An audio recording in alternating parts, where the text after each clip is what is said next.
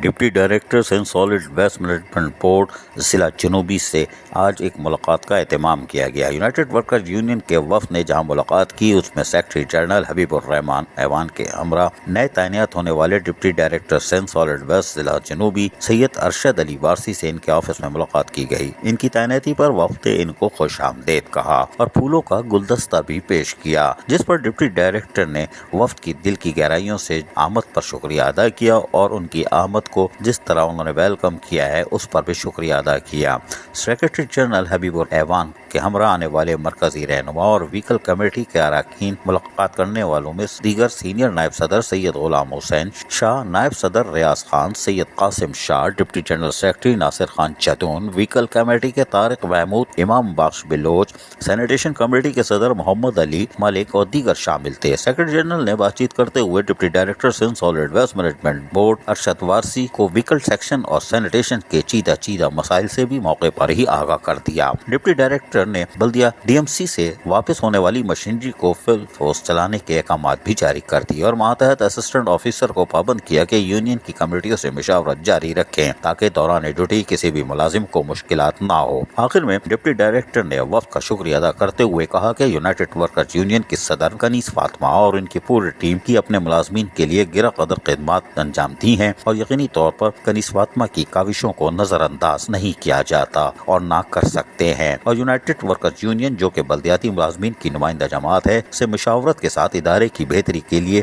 کام جاری رکھیں گے، کیونکہ فیلڈ میں دن رات محنت کر کے اس شہر قائد کو صاف ستھرا رکھنے والے ملازمین ادارے کا سرمایہ ہوتے ہیں۔ یقینی طور پر آج وفد کی ایک اچھی اور خوشگوار ماحول میں ملاقات ممکن ہو سکی۔ عزیز عارف، KBS بلدیاتی نیوز کراچی۔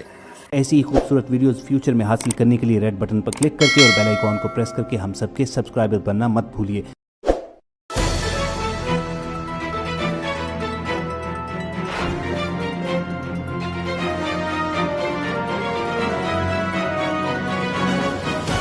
KBS